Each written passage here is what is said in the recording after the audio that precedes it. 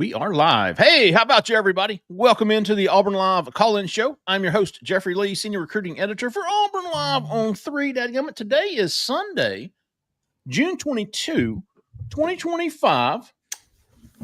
And we're back, and we're live, and we're going to have a crazy kick-ass show tonight. It's going to be very level-headed. Lots of good insight and discussion from our fanatics. Here to do it, as they are 100% of the time when they're here. Mr. Cole Pinkston, Sir Alan Head. How about you, boys? How about you? How about you? How about you? Zach in the back is in the back. He'll be there if we need him. We're going to get some calls, 701-779-9585. Going to talk whatever you want to talk about. A little football recruiting. Baseball is now over with. Congratulations to the Louisiana State University Tigers. Yes. For their national championship win over Coastal Carolina. Before we get to the phone lines, we're going to talk some recruiting. Had some recruiting news come out today. Shadarius Toodle, the 4-star linebacker from Mobile, decommitted and actually didn't decommit from Auburn. He flipped from Auburn to Georgia 1 week after saying Auburn was back on top, which was 2 weeks after he said Georgia was on top. But all of that drama ended on Sunday when he flipped to Georgia. So Auburn is now with 6 commitments, lost 2 linebacker targets. Steve Wiltfong, the national On3 national writer, has also put in a recruiting prediction for Devin Carter, the 4-star wide receiver from Douglasville, Georgia, to flip from Auburn back to Florida State. He was at one time committed to Florida State. The son of Dexter Carter, legacy recruit, and that prediction goes in 1 week after Devin Carter said, "This is home, I'm locked in," which just goes to show you those exit interviews on those visits don't really mean much. No, they don't. All right, before we get going, fellas, I want to say if you're in Auburn, Opelika County, looking for some real estate help, look no further for the help you need with Miss Jessica Andrus and the Talents Group. Give her a call, 334-704-4442. A lot of 4s in that number, by George, but she's a freaking 5-star realtor. Just ask Alan Head there. She's fantastic, fellas. I see her do it every day, 7 days a week, 365 a year. And she's fantastic. Knows the game, knows how to find the best deals for you, get the highest price for you if you want to sell, and find stuff off the market if that's what you're looking for. Investment property, new home, sell your house. She can do it all. Give her a call. Jessica Andrus with the Talents Group, 334-704-4442. Tell her we sent you. All right. What's on your minds tonight, boys? Oh, man. Rough go at it lately for the Tigers. I made a post about 2 weeks ago that I felt like the staff was in uncharted territory with a lot of things going on, and I think that was maybe good timing on that. I feel like that. I think I also said on a recruiting show that it might get worse before it gets better, like really worse, like the perception, the optics. It's just not going to work for a while. I felt like that was going to happen, and I think we're seeing that right now. I don't think there's any reason to panic, but I do think, this is the first time we've seen in the Freeze regime that some of these commitments, some of these targets slipping out of their hands wasn't really the case in the first 2 years with Freeze. Right. They're battling a lot right now. They're battling, all the negative recruiting that comes with losing for 2 seasons and losing 2 seasons before Freeze got there.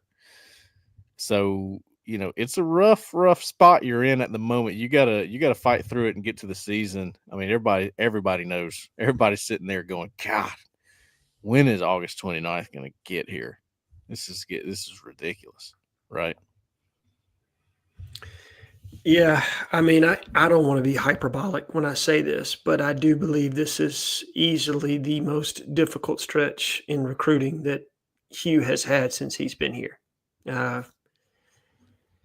Been really tough as of late. Now, I do think that if Devin Carter goes through with it, and for those that don't know, Steve Wiltfong just put in his RPM pick for Devin Carter to decommit here relatively soon and or flip to Florida State. I would say that probably meshes with some things I've heard on my end.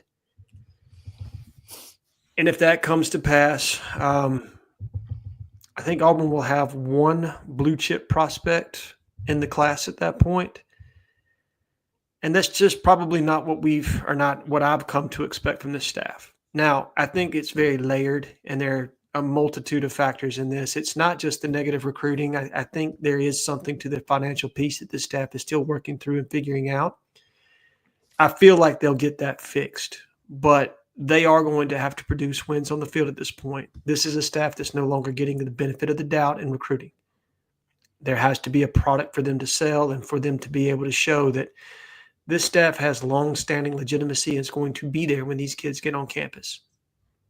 I don't think there are people behind the scenes that are, making any kind of hint or suggestion at that, but other coaching staffs can absolutely say, hey, this is a staff that went 5-7 last year. They're cooked. You know what I mean? They're not going to be there very long. And so that can affect a young man's judgment. And if you combine that with the fact that maybe you don't necessarily know where you stand from a financial footing, or you're still trying to find exactly how to offer that or how to blend the combination of NIL and rev share, it's kind of, as Cole put it, Auburn's in a precarious spot here. It is a combination of things coalescing at one time that doesn't make it very easy for Auburn to overcome everything that they need to overcome to land some of these recruits. And that's not me making an excuse. That's me calling it for what I see it to be right now. Now, I think it can get better. I think that Auburn is probably going to land some recruits here relatively soon. I know that I was on record as saying I thought Auburn would double their commitment total by the time they get to toe meets leather in August. I mean, I think they could still double their commitment total, but now we're talking about 10 commitments as opposed to 14. So I'll take that one, maybe. Yeah, the calculus has changed a little bit. But other than that, I mean, look, you really need to get to the season at this point. Hugh needs to buckle in. Everybody needs to buckle in, do whatever they need to do. Make sure that you're as prepared as you can be to stay in these recruitments as long as you can with some of the players that you think are going to be able to help you win championships. And maybe try to gain some momentum if you can, and then get to the season and do what you can do.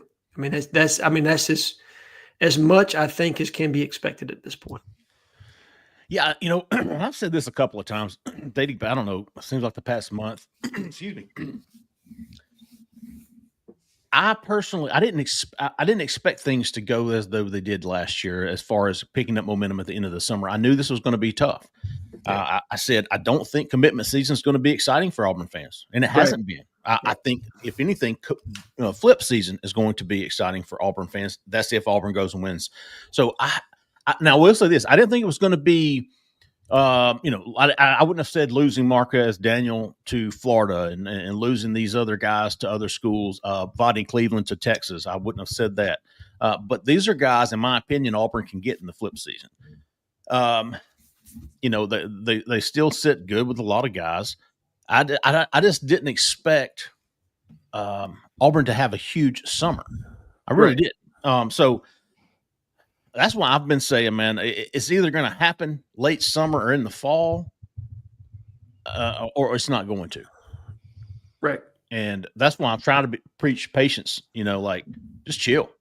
Like, it's either going to happen in the fall. It's not going to happen right now. You're going to get some guys. You're going to get some core guys in this class. Yeah. You're going to get a Jaquez Wilkes, who's a top 100 player. You're going to get some other guys. Cole, you've got some RPMs in for, keeping an eye on Wilson Zaire. You're keeping an eye on Adam Balagoon Ali. Yes, for sure. There are guys, those are core guys in my opinion, and then you're going to try to flip some guys in the fall, predicated on winning some football games, something you haven't done a lot since you've been here. No, you haven't. Not at all. The summer commitments that Hugh Freeze and the staff has been able to pick up the past 2 years, we've talked about this ad nauseum, is built on hope. It's built on early playing time. It's built on the future. We knew going into this summer that they couldn't preach on that anymore. They couldn't sell that anymore. There was no early playing time to preach because, look at. I think Cole had a fantastic article today on Auburn Live on 3 about the linebacker room. Yeah, you're not selling early playing time to linebackers anymore. You did that the past 2 classes. Now you've got a room full of freshmen and sophomores with one dude graduating after this year. You're not bringing in guys for immediate impact. So it's going to be an uphill battle this class. And the only way that you're going to get up on that mountain is to climb that hill is to win some football games. That's bottom line. You're not going to rack up. You're not going to have a top 15 class going into the season. You're just not. Which, by the way, is very exciting to me. I agree. That makes I don't like seeing Auburn get beaten recruiting battles like this consistently. That's not the Hugh Freeze regime that I've known so far. Right. I don't like that. It's not fun to cover. To be honest, I want them to get some wins. But you're right, Jeffrey. It's a spot where they're scratching their heads a little bit. Like every pitch they throw is just it's not quite enough right now. But there is a pitch that they have for the long run where they go, now look, unfortunately, it's kind of like the old coach. Just watch. Remember that? You don't want to run that again. That out of my mind. You don't want to run that again, but that's kind of where you're at, where you're going, hey, I know what you probably even have conversations with them like, I know what you're thinking. I know where you're thinking about going. That's fine. But we're fixing to win. And you have to have that confidence when you're talking to guys. You do. You don't tamper your expectations with them. You go, we're fixing to get it done, son. Yeah. You going to be around when we do? That's how you talk to them. And I think Alan has a fantastic point. I'm not smart enough. I'm not informed enough to know the money part. But the money is obviously some schools are doing something that Auburn's not. Right. Like even with the restrictions, your limitations as Auburn, the early playing time, the hope, the future, and all that, you can't sell that anymore. You should still be able to get commitments off of money alone and relationships, but that money's going to help secure these guys early on, and they're just not able to do it. As you said, I think it's very important that you said this, Alan.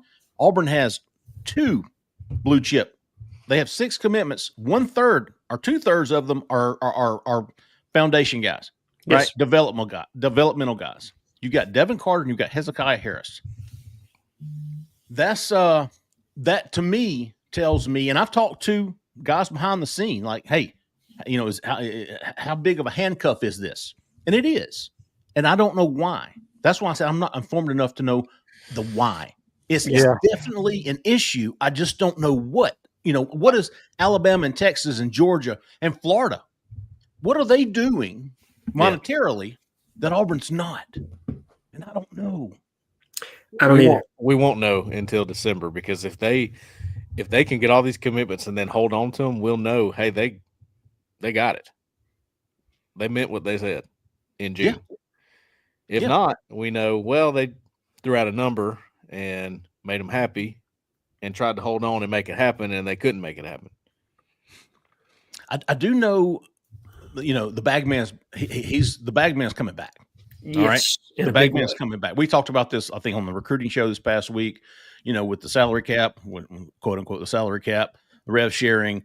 The NIL go is going to be sanctioning these deals, or the bag man's coming back.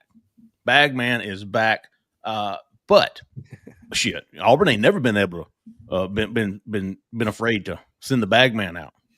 Nobody has. Nobody in the S1 consistently in the past 50 years. That's what makes this perplexing, right? Yeah. I mean, if you're a top 20 team in the country, right? Because this is what I will say about the bag man. The bag man exists in about 20, maybe 25 schools, right? Right. Mm-hmm. Like, it is a very small net of those that exist in the bag man world. But you're right that, I mean, look, Auburn's history leads you to understand that, we're not hesitant as it pertains to living in that stratosphere. So just not as good as others at keeping it down low. God dang, man. Auburn's been busted with more. I mean, you got to do a better job of covering your tracks, big dog. Let's keep it down low, cuz. Let me add a few more names for those to make it not all doom and gloom, but guys that I've also thought about that Auburn has a legitimate shot at here. Ernest Rankins, I think, legitimate shot for Auburn. Claude Puma, legitimate shot for Auburn. So Deron Parks, legitimate shot for Auburn. There are guys that they can add. Are they going to get them? I don't know. It's my goal in this next week to get a better understanding of why it is that I think that there is some stagnation on the financial piece. Now, again, I think it's layered. It's not just one factor. It's a combination of multiple factors. I do think there's some hesitancy in the financial world. And I also think that the biggest piece of this is, again, this is a staff that's not getting the benefit of the doubt. They cannot, there's a piece that every school is hammering them about it. This, hey, they haven't won to this point. Do you honestly think they're going to win? That's what they're up against right now. And to this point, they can't necessarily combat that. They can go out against Baylor, execute, look well. Now you've got something to sell. Go out and play competitively against Georgia. Hell, screw around and win that game. See where you are in recruiting at that point. Everything will turn on its head, and flip season will absolutely be where Auburn wants to be. Come short of that, well, now we're having a completely different conversation. Mm-hmm. Is Kevin ready to talk, Zach? So I don't see his normal number here, but there is a 251 number here. So we're just going to take a shot in the dark. Yahtzee.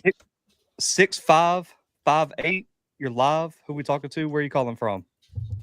Kevin from Wilmer. Let's go. He knows how to be first. How about you, big dog? He just knows. Talk to us, Kevin. How you doing, Jeffrey Lee? I'm doing so much better now that you're calling in, big dog. I was worried. You on your burner phone? Uh-oh. No. I'm on Wanda's phone because my phone don't work no more. Uh-oh. I'm sorry to hear that, Kev. I saw Wanda in the comments. I thought that might be the case. Wanda's name. What you thinking about I think tonight? we still get C.D. Morgan. Okay. That's a long play. Calling your shot. That's a definite long play. Yeah. Yeah, it is. Yeah, he was at Alabama this weekend along with Xavier Crowell. They had a big weekend. Yeah. Brought Nick Saban back to do Kalen's recruiting for him. Bad look. That was a bad look. I'm sorry. That was a bad look. We will get London Duckworth too. Landon Duckworth, 4-star out of Jackson, Alabama. I think he went back to Carolina this weekend, did he not? He did. He did. Yeah. I don't have a lot of faith on that one. No offense, Kev. How about E.J. Cromwell? RTR. Yeah. Or Texas is making a big move there. Really? We'll see. That dude been driving around with Bama plates on his car since February. I'm being serious. I know, dude. I know. That's not a That's joke. why I laughed the way I'm laughing right now. You just said the quiet part out loud, which means I mean, yeah. Just stating facts. We'll have 30 touchdowns. Cam Coleman? Yeah. All right, you still at 30 on Cam. I don't mind, you know. Hey, Yeah. it sounds as good as it sounds gooder than 10. Kevin, much gooder. 28 for Perry. 28 for Perry. Perry's going to have a breakout season this year. I think he could. Mm-hmm. I think he really could. And our defense will be good too. I'm excited to see about the defense. Y'all like the defensive line? Is that the weakness of the team? I don't think it's No. the weakness. Okay. Linebackers, Okay. in my opinion. Agreed. What's number 2? Well, number 1 would be tight end, I think, but linebackers number 2. I got linebacker 1, tight end 2, but I hear you because I like the top end of the tight end room. I think it can compete, but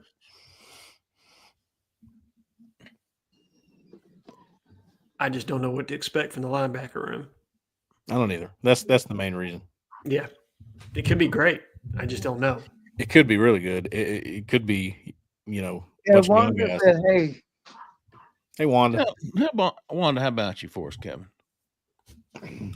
Appreciate her letting us talk to you. talk to you via her And phone. my mom's back in the hospital. Great day in the morning. Is she really? I'm sorry to hear that, Kev. Yeah. Dadgummit, Kevin. How you been doing, Alan Head? I've been good, buddy. I've been good. My apologies for not being here last week's show, but I definitely listened to your call, and so I appreciate you asking, my man. How you doing, Cole? I'm good, Kevin. I appreciate you asking, man. Doing great. Jeffrey Lee, how about Kendrick Falk? Keldrick Falk. My man from Highland Home. Mm-hmm. I'm Tell you what. expecting a big year from him. If you're not on the corner, I've been doing a walkthrough of every single snap of last year. It just seemed like a good thing to do. Doing different things with it. Boy, he made a bigger impact than I realized. Almost every play, he had a hand in it. From the Sellers community outside of Highland Home, to be more specific. He's fantastic, dude. I love that guy. I love his brother. Love his family. Easy dude to pull for, man. Love that guy. Yeah, good folks. Big old dude. He is. Never I killed a like deer, though. DeMario Austin, he's good. I like Damari. I think Damari's going to be pretty good. I think he'll surprise some people. We had Beck on, Kevin. Hope you heard Beck last time. He was good. He trains Damari. He talked about it. Hey, Jeffrey Lee, do you think we start passing the ball? Do we start what? Passing the ball? Yeah. Oh, Yeah. for sure. Yeah, you didn't go out and spend 7 figures on a couple of transfers not to throw the football and the high school quarterback. I think they're going to be tossing it, big dog. I think they're going to toss it. You got the wide receivers, arguably the best wide receiver room at Auburn, and I don't know how long, from top to bottom. You've got a quarterback room that rivals anything that I've seen at Auburn in a long time on paper. Yeah, you better. A decent offensive line. Yes. You better. Connor Lou? Yes. Chapman Murphy, who's X. Xavier Chaplin. Yeah. Mason Murphy, Connor Lou, who your guards? Mason could play inside, couldn't he? But is it Jeremiah Wright and Dylan Wade potentially. Dylan Wade? Absolutely. I think wherever Mason Murphy fits Did best. Brandon Frazier come back? Brandon Frazier's back. And on top of that, you got Damari, who's probably the best pass blocking running back He's on good. the team for the past 3 years. He's good at that. Darrell Robinson's good at it too. So yeah, Kevin, I expect them to toss that football, big dog. Yeah, me too. And I think Cam Coleman will be the MVP. I would not doubt that at all. And let's don't forget Preston Howard. The Preston Howard, right? Yes. Transfer tight end, athletic tight end.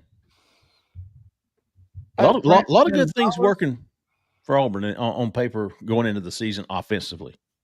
Yeah.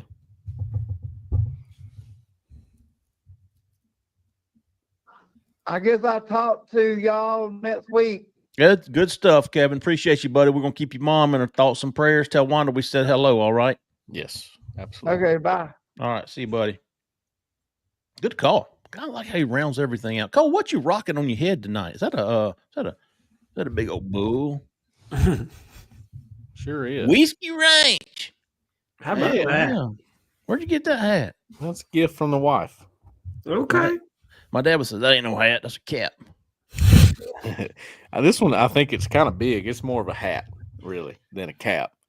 I think it came from Cavender's. A hat's something you wear to church, you know. Like There a you hat. go. Oh, I see. I got you. Yeah. Yeah. A little more fancy. Yeah, fancy, right. Yeah. Oh, man. Oh, good stuff, Kevin. Appreciate you calling in, big dog. 8491. You're live. Who we talking to? Where are you calling from? Hey, this is Ricky from Birmingham. How about you, Ricky? What's up, Ricky? Hey, this week I only have one question, but I do have something good for y'all to talk about. Okay.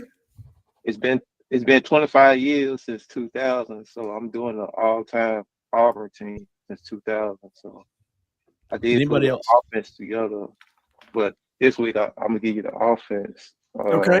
I can call back and do the defense. For third team, I have Jason Campbell. Running back, I have Rudy Johnson. It was hard for me to pick somebody for the third team for H-back and fullback. Yeah. So I'm going to go to tight end. I got Jonathan Johns, Samuel Sanker. Wide receiver 1, I have Darvin Adams. Wide receiver 2, I have Emmett Blake. Wide receiver 3, I have Anthony Swartz. Offensive tackle, I have Sean Coleman. Offensive tackle, I have King Dunlap. Guard, I have Jonathan Palmer. Okay. Also guard, I have Ben Grubbs. And center, I have Connor Lou. I know it's too early, but he's been good ever since his freshman year, so I just go ahead and pull him in before his career ended. So second team, I got Nick Marshall. Running back, I got Ronnie Brown. H-back, fullback, I got Cam Petway. Tight end, I got Phil Kirky. Wide receiver 1, I got Seth Williams. Wide I receiver 2, agree. got Taylor. Wide receiver 3, I got Samuel Coates. Offensive tackle, I got Lee Zimble. Offensive tackle, I got Brandon Mosley. Offensive guard, I got Ben Grubbs. Offensive guard, I got Chris Slade, and center Ryan Preble. Okay. First team, I got quarterback Cam Newton, running back Cadillac Williams, halfback, fullback, I got Jay Frost, tight end Cooper Wallace, wide receiver 1 Ryan Davis, wide receiver 2 Ben Automato, wide receiver 3 Anthony Mix, offensive tackle DeMarcus McNeil, offensive tackle I got Greg Robinson, offensive guard I got Alice Kozer, offensive guard I got Braden Smith, and center Reese Deesmuth. That's good stuff right there. Over Tubmanville, offensive coordinator Gus Malzahn. And that's my offense side of the ball. I give you the defense on this side of the call. That sounds good. My question gonna be who you think from 2024 teams that could beat 2010 national championship team? I got 2004. That's probably your only legitimate option. 2017, maybe, or 2013. 2013. I don't think 2017 could beat the 2010 team. I don't think any of them could. Cam was so dominant. Well, and you had two players at the two of the most pivotal positions. You got to have it, right? Defensive line and quarterback. And you had two absolute difference makers. 2004 is probably the most complete team I've ever seen. I agree.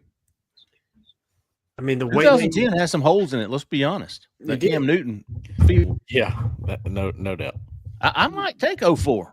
I think I probably would at the end of the day. I think I will. I would too. Just because of who you had in the backfield, who your quarterback was. And I guess it would depend on the time of the year that you played. But the way that 04 team ended that season, I mean, the way they just absolutely destroyed Tennessee in that SEC championship game. I mean, it's a shame they didn't get to play SC for the championship that year. It's an absolute shame because Oklahoma had no business in that game, period. I know that. Yeah, I'll take 04. Best team of the past 25 years. Really good. I mean, I think I'm there, even though obviously 10 wins the championship, right? Mm-hmm. 04 didn't get an opportunity to play for it. Yeah, I'm not counting that against them. No, shouldn't. I also think the 2010 defense was suspect. I mean, they gave up some points, and 2004 defense was studly. They were damn good. Yeah, they were. It's one of the best. One of the best defenses, just all-around team. I mean, let's be honest. That was for sure arguably the best team of in Auburn history. Yeah, arguably. Yeah. Mm-hmm. I mean, I'm sure some people would make an argument for 93. Sure. I mean, it's kind of like if I gave you 5 teams to figure out which one were going to be the best in Auburn history to argue about, 2010 would be in there. Everybody would pick 2010. It's kind of like the Tom Brady thing. He's the 04. greatest because of all of his rings. That's the one where you got the championship. So Yeah, I feel like everybody would pick that. 83 would have to be in Mm-hmm. there. I don't think you can have that argument without them. Hey, I'll take that. 83. What was the earthquake game year? What was that? 88? I think so. Okay. 88 would be in there. 83 would be in there. 93, 04, and 2010. I mean, maybe 13. Maybe 2013's mixed in there. But Well, again, how far back are we going? Are we going 57? yeah, that's true. I We're mean, going 72? yeah, because Ricky's only counting from 2000 moving forward. Yeah, So, we'll leave it at 2000. The millennia. okay. All right, good stuff, Ricky. Appreciate you calling in, buddy. We got Carter on the line. Carter, you're live. Gentlemen, how about you? That's you, big dog. How about you, Carter? Man, I just came in from Miss Columbus, Georgia heat, and I'm sweating like a $2 hooker on dollar night. Woo! Oh, That was good. I've been there, big dog. Yeah, No Carter, distance. Carter, I hear you. I've been moving houses all day, dude. So I hear you. I got in the garage and kicked up some dust today, cleaning out. Did you? Yeah, that was a bad idea. It was hot in there too, son. Yeah. Well, I know that the outlook on the board is not sunshine and rainbows right now, and I mean probably shouldn't be, but wanted to ask y'all, what do you think it might take theoretically for, I don't know, the recruiting momentum to start to feel as though it can shift in terms of wins and losses? Do you think if we start out with Oklahoma first on the road, let's just say we run the deadgum table and start 4-0, and let's say we lose the next two to A&M at A&M and then home against Georgia, and then we somehow find a way to get into that Iron Bowl with 1 or 2 losses total. Do you think by then the momentum in the recruiting game will have shifted, will have swung back on the positive side by then, or do you think that it could have possibly done it before that? So I'll give you my theory on it, Cole. It's not Cole, excuse me, Carter, and kind of where I see it. I see a lot of parallels to 2019 with this team as far as how it's set up. If you look at the opening game, that 19 season, they played Oregon, who had a NFL draft pick at quarterback. I think Baylor's got a very similar situation. True. Pivotal game. Auburn finds a way to win that. And coming out of that 18 season where it was very disappointing, I think Auburn goes 7-5 coming off the year where you played in the SEC championship game the year before. Gus was in a little bit of a tenuous position. I think he got a little bit of a dead cat bounce in that 2019 year. But again, getting that opening win against Baylor is where it starts. Gus getting that against Oregon set the tone, and then they were able to go to College Station and get a massive victory against the Aggies there. If Auburn can go into Norman and beat Oklahoma, you're full tilt at that point. Bingo. I think the Georgia game would be absolutely on fire in Jordan Hare. And then it's about playing competent football down the stretch. You've got a manageable schedule once you get beyond Georgia. You really do. Mm-hmm. Missouri's a better team than they're getting credit for right now. I think I heard Eli say the other day this is the most talent he's had on that roster, but you get them at home. Vanderbilt on the road. I know Diego Pavia Hex, all that other good stuff. He can do whatever dance he wants. I feel like Auburn's got more than enough talent to win that game. You get Kentucky at home, you can win that game.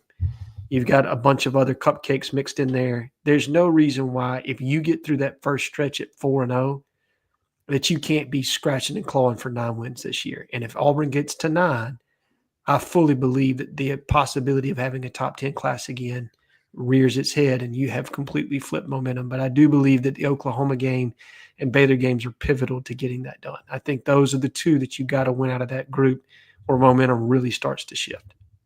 I know everybody's I completely agree, Alan. everybody's stuck on the Baylor game, and rightfully so, because it's a tone setter, like you said. It's so important right now. It can just flip perception almost if you win that game. But it's really, to me, it's not that big of a game. It is. Winning it would be huge. Losing it would be not good. But in terms of getting recruiting heat going again, recruiting buzz, I think the back half of the season needs to look good for you. I agree. You can drop that Baylor game if you go on a roll later in the season. It's just people can't get past the optics. They can't get past the perception of what it would look like if you lose that game, and I understand that.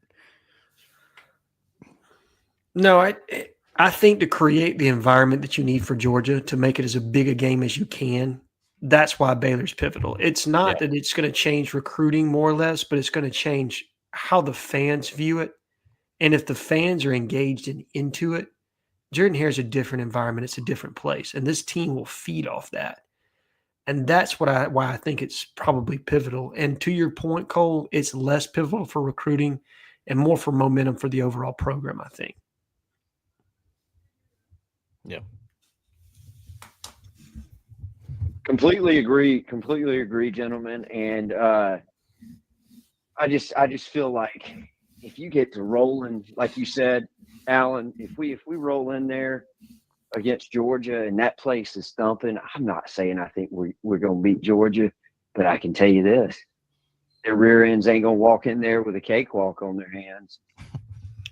No, like they may have in the past. Well, then you'll be starting. I mean, they're going to start a quarterback in that game. Mm-hmm. I think Georgia's beatable. Right. Well, who want to see that kind of environment, right? Their last trip to Jordan Hare was not good for them. I mean, they barely escaped. I mean, it's good they won, but it was a tough game. Experienced quarterback, they barely escaped. Yeah. I mean, their quarterback might be really good, but it doesn't – it's a different dynamic than what they've had for sure. Correct. And it's just like Alabama. Ty Simpson, he ain't no Bryce Young. He ain't no 2-year experience Jalen Milroe. And you walk in, you stroll in there if you're Auburn and you're, I don't know, 8-3, 9-2, and that place is rocking and rolling. Man, I mean, I was there in 2009 when they walked in there number 2 and we were unranked. And I think this team is way better than that 2009 Auburn team. But I can tell you this, we had that game won until that last drive when they threw it to Roy Upchurch. We had that game won the entire time and played our tails off. And it was rocking because people believed. And people have not believed in a while. That's true. So you just give our fan base something to get behind, and it's going to be raise hell time when they walk in there. That's true. Now, what I will say on their quarterbacks, you talked about Gunnar Stockton, you talked about Ty Simpson. I don't think anybody knows how good they are or aren't at this point. That's fair. Well, you know what I mean? It's the question we all have with a guy like Robert Woodyard. It's the same thing. Mm-hmm. All right, Robert Woodyard's been at Auburn for 3 years now. He's going into his junior season. Why was he not able to get more playing time? Why was he not able to break in and be a guy or the guy? Sure. It doesn't mean he's not good. It just it begs the question. It's the same thing with Simpson in Alabama, same thing with Stockton at Georgia. What held them back? Exactly. No, I agree. And we'll see that, they could be the next Brock Vandagriff or they could be the next Stetson Bennett III. You don't really know till you see him in that moment. And I do like the fact that Auburn gets him at home in an environment that he's never played or experienced. Now he's played first half of the season. First half of the season. Now he's obviously played in the playoff in a very competitive environment, but it's not that kind of environment is not raucous in the way that playing in when you're Georgia and you're playing in Auburn Stadium and Auburn's 4-0, 4-1 coming into that game thinking they have a legitimate chance to win. That's a different decibel level, man. Yeah. Let's see. Who does Georgia have before Auburn? Are they playing Alabama? I don't know. Are they? Week 3 or week 4? They've got Alabama week 2 at home, then a bye week and then they travel to Auburn. Damn. They got Austin Peay at home, August the 6th. If this stupid schedule's right that I Googled. Austin P Yeah. at home on the 6th of September.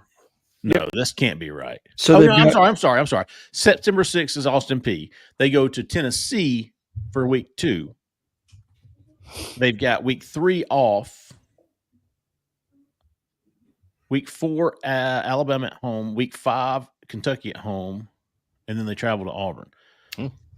So they'll go to Tennessee in week 2. Yes. That'll be big for Stockton. And then Auburn in week 6, 2, 4, in week 5. Well, in week 6 if you count the bye. Yeah, I didn't realize they had Tennessee that early in the season. That's going to be trouble. That might be trouble for them. That'll I be fun. agree. I'm looking forward to that. Man, they can't get here fast enough. God. But they get a couple cupcakes to open up with Marshall and Austin P. Yes, okay, there's week 1. I'm sorry. Marshall is week 1. Yes. Austin P week 2. Tennessee week 3 at Tennessee. Yeah. Alabama week 1, 2, 3, 4. No, I'm sorry, week 5. They got week 4 bye. Kentucky at home week 6. Auburn is week 7 for them. So it is the second half of the season schedule. Either way, Auburn will be their second big road game. Tennessee in week 1, 2, 3. And they're, I'm going to tell you right now on paper, you like Georgia at Tennessee or you like Tennessee at home? I don't know about Tennessee's quarterback situation. That's the thing, right? The Aguilar kid stepping in because Nico. What is it? Remember, it was man. I don't know if this holds true to this day, but it used to be like defensive led teams were better in the second half than the offense always took.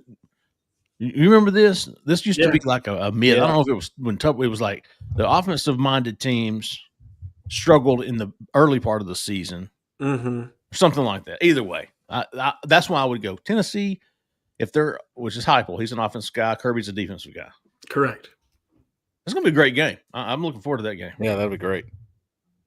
Early season matchup. That's a CBS game right there. 2:30, baby. Unfortunately, CBS is not a thing anymore. I don't care, baby. That's still a CBS 2:30 right there. Oh man, that used to be my ringtone. Hell yeah, I- Vern and Gary. Oh, dude. love Yes. Love it. Yes. Damn you, ESPN. They got to ruin everything. Probably have like freaking David, what's his name, Polak, and Connor Onion. Beth Mowens. Oh. Okay, I may not watch it if that's the case. Oh, just turn it down. Yeah. Listen to what's it? Oh, Mustard. Yeah, we'll find the radio. Munson. Who was their Jim 5? Larry Munson. God, he was No, good. that's right. He That's was right. good. Mm. Oh, I love listening to Larry Munson back in the day for all gotta- games especially. Beth Mowens. Just not your thing. Huh? Not your cup of tea there, Cole. No, I mean she knows ball, but that voice. Yeah. God. We got 5960 on the line. No introduction needed here. What's going on, fellas? What's up, Hey. Edward? Got in this time, Edward. What's going on? What's up, buddy? How you doing? Oh man, I'm good, man. Been focused on the restaurant. I know long Sundays I had to go to Sam's and do all type of stuff, so I don't really be having time just to call like I normally do. But I listen. You know, I tried to call last week, but my phone's acting crazy. But It happens. man, back to I think Auburn was the pretty girl, the new girl in school. You know, she was the pretty girl that walked into your high school when Hugh came in. But now the mystique kind of wearing off, and now it's back to business as usual. I think, you know, he got a blessing with the Saban retiring and the boy coming in, and it took the boy a minute to figure out I got to lock down the state of Alabama, and Alabama back recruiting like Alabama in the state. You know, it's simple as that. They dominating the top recruits in this state. Yep. Why? When I can point, hey man, you want to go to Auburn, man? We done beat them guys 5 years straight. Or you want to go to Auburn? I'm Jordan, man. We beat them guys 7 years straight. So simply, you got to win football games. You got to win the game that matter. Yeah. You got to win the game to matter. You know, you if that's who you competing against, that's who you recruiting against. You got to find a way to beat them guys. I mean, recruits don't care nothing about you beating Vanderbilt or Arkansas. Them ain't the team you recruiting against. You want to change the thing around, you got both of them teams at home. Man, you got to win at least one of them. You got to show some signs of life. You know, with all that you had, you went 5-7. People sitting back and they looking, hey, man, you want to go over there? That man might not even be that much longer. Because guess what? Everybody knows now you come to Auburn to win 2 games. You can't beat Alabama and Georgia. I don't care how you can recruit. You're not going to be at Auburn long. And that's just the bottom line. And that was said. So I'm like Stone Cold. You can't beat Alabama and Georgia. You can have number 2 and 3 recruiting class every year if you want to. But them folks ain't going to tolerate that for long. And the people outside of Auburn know that. And they can point to that. History proves that. But I like where he's sitting at this year. I like where he's sitting at. You get you a top 20 recruiting class, and that save you money in the portal to get some key pieces out the portal. You can get by with a top 20 or 15 class. It ain't just necessary I have a top 10 class this year. I can have a 18 class this year, a 15 class this year, a 20 class this year. Save my money, get the pieces that I didn't get that out the portal. I'm still good. This year is more about doing something with what you already got there. Because if you don't do nothing with what you already got there, chances is you might not. Edward, we lost you, big dog. Phone's being crazy again. I don't know, man. I think another top 10 class is needed. Well, I'm with you, Freeds, on that. I know why you think that, Jeffrey, because I'm sitting here thinking about it too. How much has he put into that? Like, how much stock does he put into that top 10 class and advertising it? And it almost just feels like it would be detrimental to him. I think I kind of agree with Edward that top 18, top whatever is not the end of the world. I think you're still okay because your roster's good. You add to it. It's not ideal. It's not the end of the world, though. But for Freeze, I think he almost couldn't stand that. Well, it would be contradictory to everything he said at this point, right? Yeah, I think that's why I think it's more important than anything for having, just because, like Cole said, he's been harping on this. I just need one more top 10. You know, I need three top 10 classes. All right, well, this is your opportunity. Yeah. I don't want any excuses. Your excuse was you needed 3 top 10s. So go get it. Is everybody frozen? No, I'm not. Oh, I guess Alan. Okay. Yeah, I don't want that to be. I really don't want any excuses about not a top 10. You said you needed it, so go get it.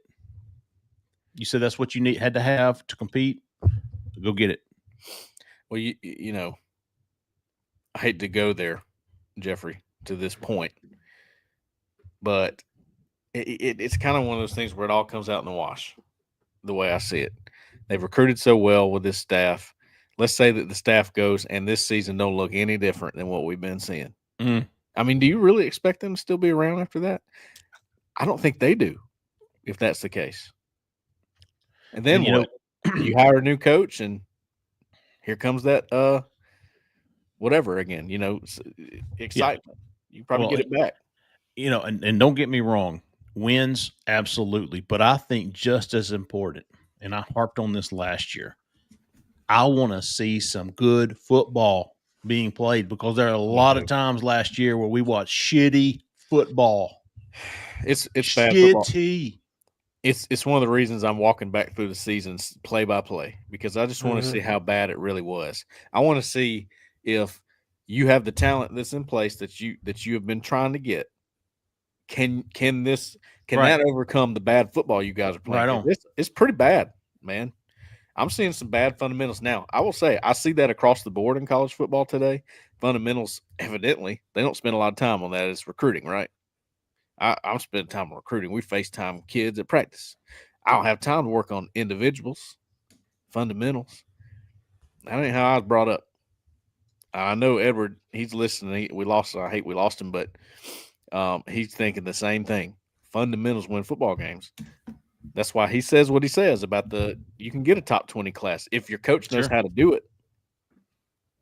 Now, I'm not saying Hugh Freeze and his staff don't know how to do it. I'm saying what the film says. The film says that there's been some fundamental issues. Yeah. And now a lot of that is because you're relying so heavily on freshmen. We can't forget that part. That is fair. I see that as fair. Freshmen make mistakes. They make big mistakes. If you don't have a good enough team to overcome that, they look awful. True. And then here's another thing I think that's setting Auburn back in recruiting. And Edward's right. And don't get me wrong. Wins. You got to win. No doubt about it. I also think it's detrimental to Auburn, especially on the offensive line, for development in NFL. And these kids want to see who they've developed, what players they've put in the NFL, what players they've developed into NFL players. I think that's a big deal, especially when it comes to offensive linemen. Do you think a guy like Iheanacho is going to be like, maybe I'll be the first guy Jake Thornton puts in? Or is he going to go somewhere else where they've got a proven track record of putting guys in the NFL? I think that's also working against them, especially when you don't have that, the past 2 years of selling immediate playing time and sure all that goes hand in hand. I think there's a lot of reasons that Auburn is handicapped right now, and they've handicapped themselves. So I'm not making excuses at all. Right. At all. The unfortunate thing about, sorry, Alan, about this regime is if they don't make it after this year or after next year, whatever. Yeah. I don't think any of us are going to look back and go, God, what a terrible regime that was. Sure. I hear you. I do think people will look upon it and go, oh, they were close. They were close. Just couldn't get it. Now, you can say that about Gus. You can say that about a lot of them, right? But at the end of the day, you can't be close. Like Ed was saying, you got to win the big games.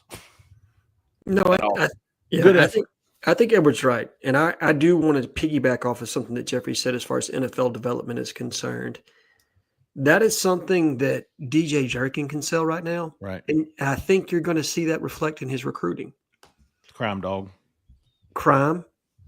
TJ rushing to a degree. Mm-hmm. I think that's going to be reflective in their recruiting. Young guys like Jake and Von Trail, they don't have the same level of experience, and they don't have those skins on the wall that they can show. And That's why this year is a very big year, in my honest opinion.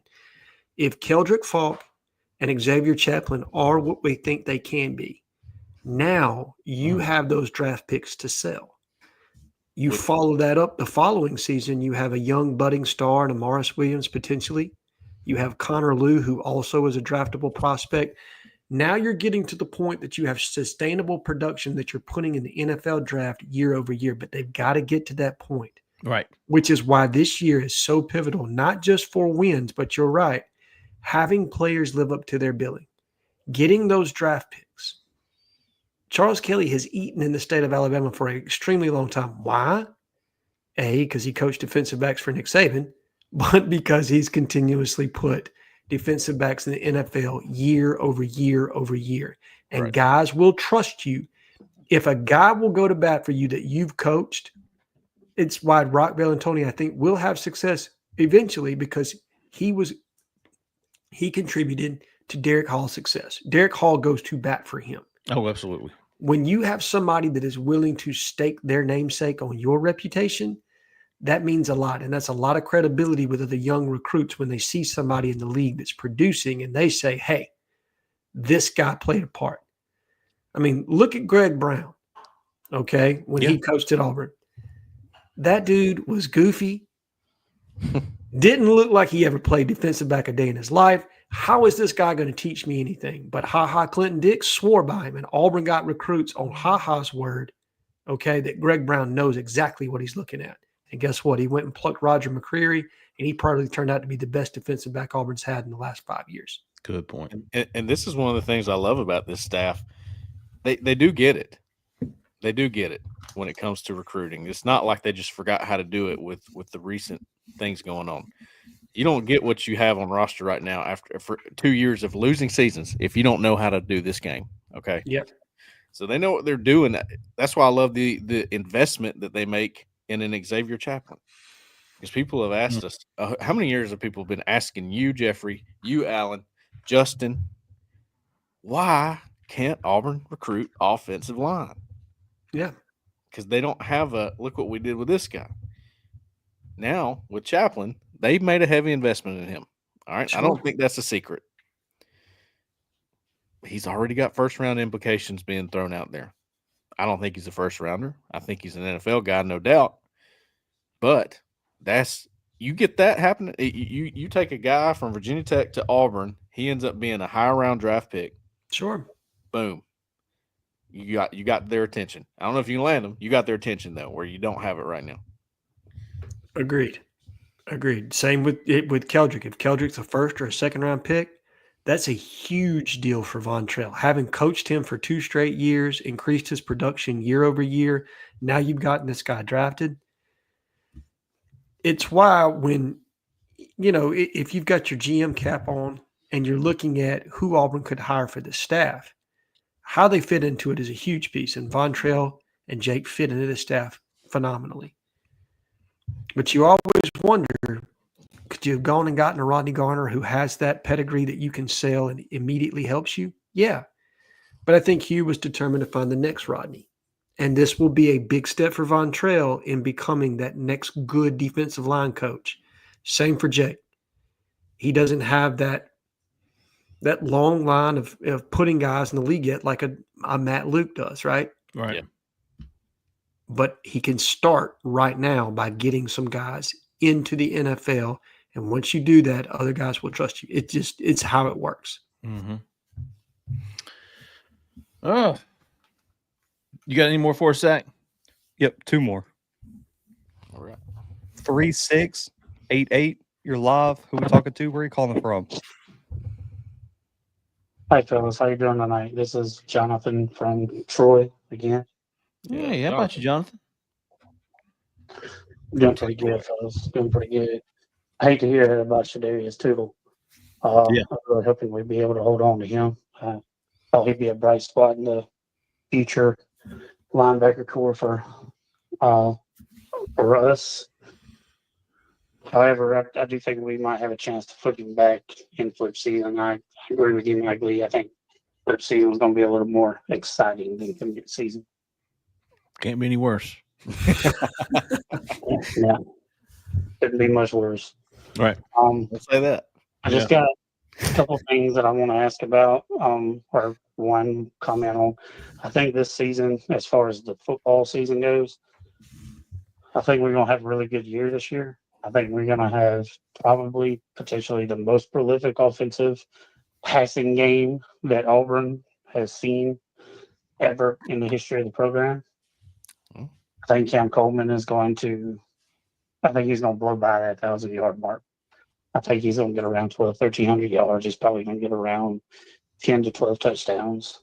I think 10 to 12 is a much more realistic number. I think Eric Singleton is going to be not far behind him. I think he's going to be pushing 1,000 yards too. He's probably going to be around 900, though, give or take, 25 or so. I hear you. Probably around 8 to 9 touchdowns himself. And then, in saying that, I think that Jackson Arnold is going to be pushing 4,000 yards because I think he's going to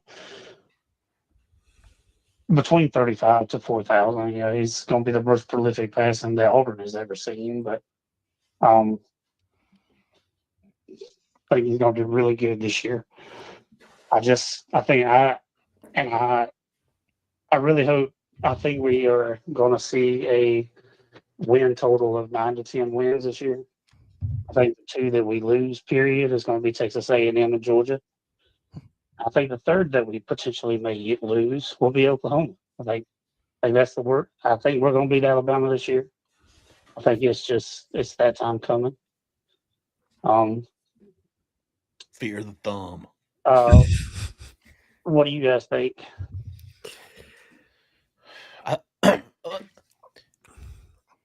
Everything that he said is possible.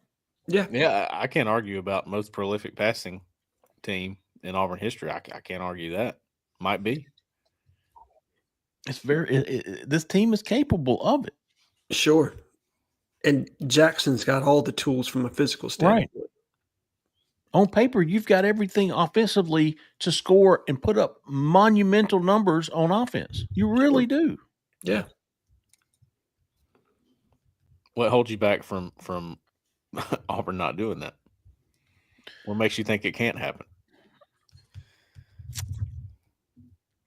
Jabba. I think it's if you see what you saw last year, right? Yeah, which is undisciplined play at times, particularly in critical downs and distances, inefficient red zone offense, poor special teams.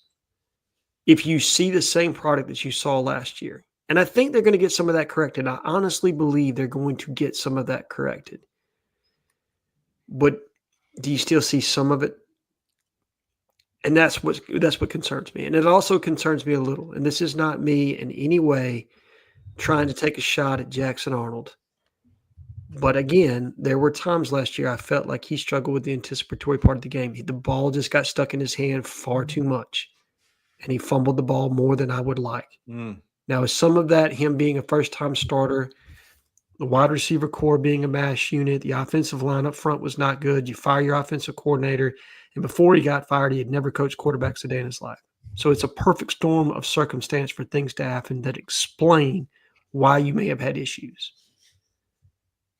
Yeah. But again, I still haven't seen enough to say, damn, I'm confident in him going into the season. Like I know what Jackson Arnold's going to be. And until I see that opening game against Baylor and I have a better feel for how he's going to be, I don't think I'll have that level of confidence that Auburn's capable of doing some of what Jonathan said. That was my holdup. That's why I hit pause on that. It's like I want to see it to believe it. Yeah. I mean, I agree. I think we are trying to be responsible sitting in the seat that we're in right now. Right. It would be very easy for us to say, we think Auburn is a top 5 as far as talent level team in the SEC. And I don't think I would be alone in saying that. Like if I said that I think there would be other people, if you looked at Auburn's roster construction, that could say, hey, I could see where you say talent level wise, Auburn's top 5 in this league. But a lot of that is unproven. And there's a lot that goes into it. It's not just talent to win football games, right? Mm-hmm. It is. And man, I've kind of fallen into it because I've live on the message board so much. Stars matter, obviously. They do. Sure. But I'm going to tell you something. These teams that are recruiting like they are and getting the stars, those are dang good coaches, man. Steve Sarkisian, obviously Nick Saban, Kirby Smart. They don't have fundamental issues on their team. It doesn't have anything to do with talent. It doesn't. So I'm getting to the point where I'm getting irritated with that. I'm getting aggravated. Football. Yeah. Yeah, I can't stand watching sloppy football. When I was a coach, man, and I was barely a coach. I just got started. Was trying to be one. I wasn't a play caller. I wasn't anything like that. I was a fundamentals guy. So it drives me crazy when I see a college football team that doesn't do the little things right. They don't deserve to win when they do that. And I'm afraid on the offensive side of the ball specifically that even though Jackson Arnold is more talented than the option you had a year ago, without a doubt, it might look exactly the same. It better not. It better not. But I hear you. And that's why I'm Mizzou. That's why I listen to Jonathan and I go, he makes all kind of sense. He does. I don't doubt at the end of the year Cam Coleman has 1,200 yards receiving and 12 touchdowns. I don't doubt that. I really don't. I think it's very doable. I don't doubt Jackson Arnold throwing for 3,500 yards. I think it's very doable. Eric Singleton, 8 or 9 with 8 or 9 touchdowns. 8 or 900 with 8 or 9 touchdowns. It's very doable. At the end of the year, I wouldn't be surprised in any of those 3 scenarios. But I haven't seen anything the past 2 years to make me believe that it'll happen. Correct. Yeah. I mean, I think that's where we can let it lie. I do want to say, by the way, defensively, Auburn's playing sound defense most of the time. They stop the run extremely well with guys that I didn't think they'd be able to do it with. Yeah. That's good Technicians. football. That's what good football does. Technicians. One thing about, and even about Von Trail, and I can't remember who it was that said this, but he was a technician.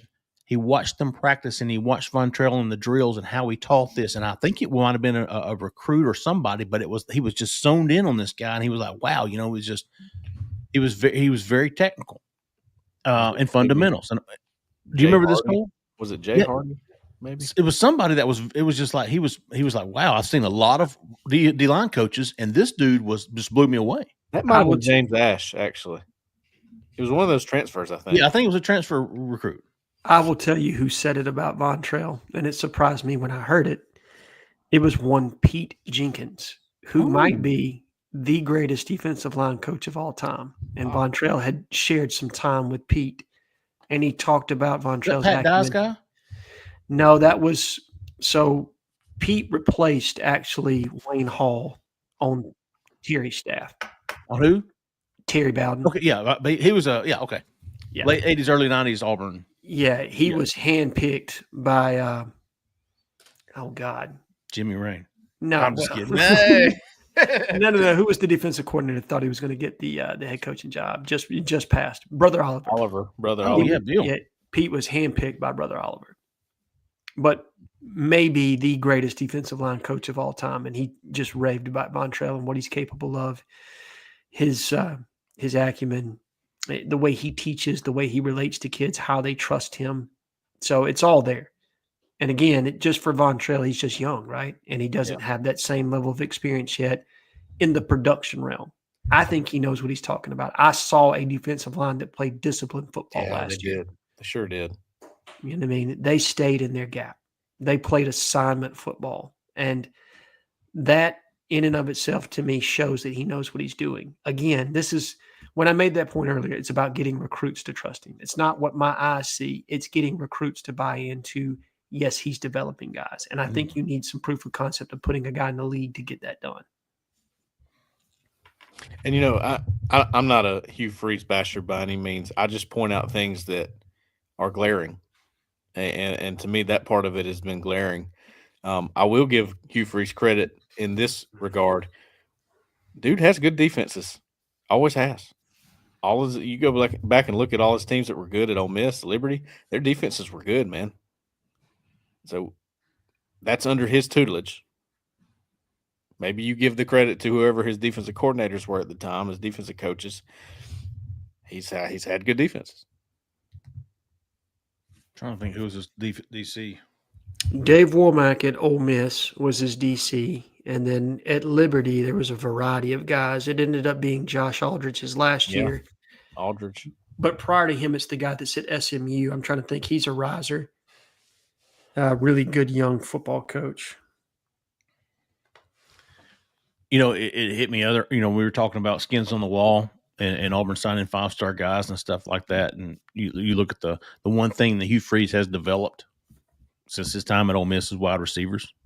That's why you've got a guy like Marcus Davis who, we talk about being young, not having skins on the wall, but that you look at the Cam Coleman, Perry Thompson, being able to do that. You look at Hugh Freeze's track record there. That's where you get the skins on the wall. You're looking at Hugh Freeze hasn't, and I guess to some extent he's got Laramie Tunsil.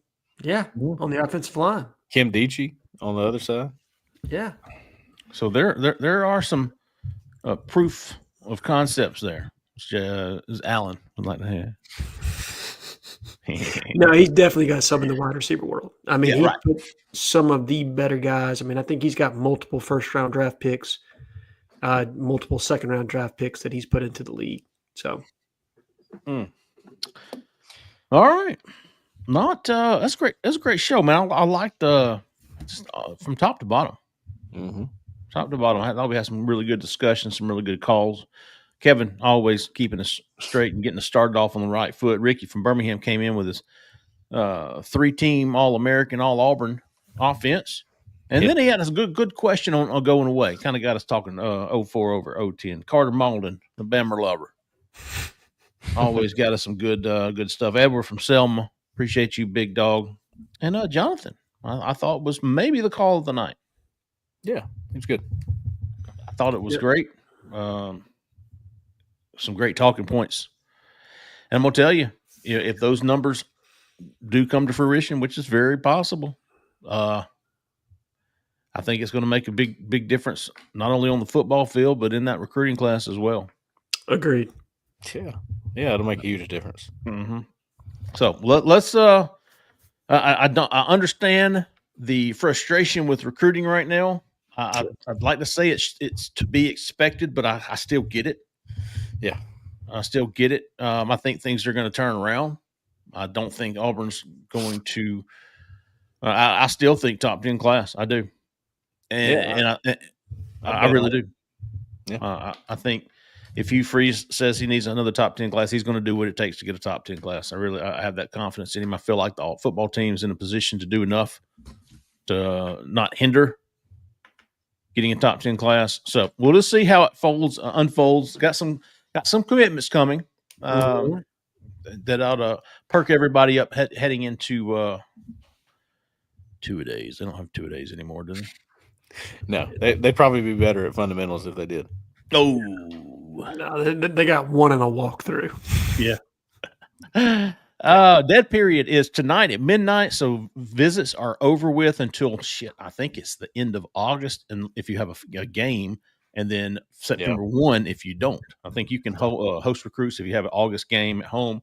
Otherwise, you can't have recruits on campus again. Dead period until September the 1st. So this is commitment season.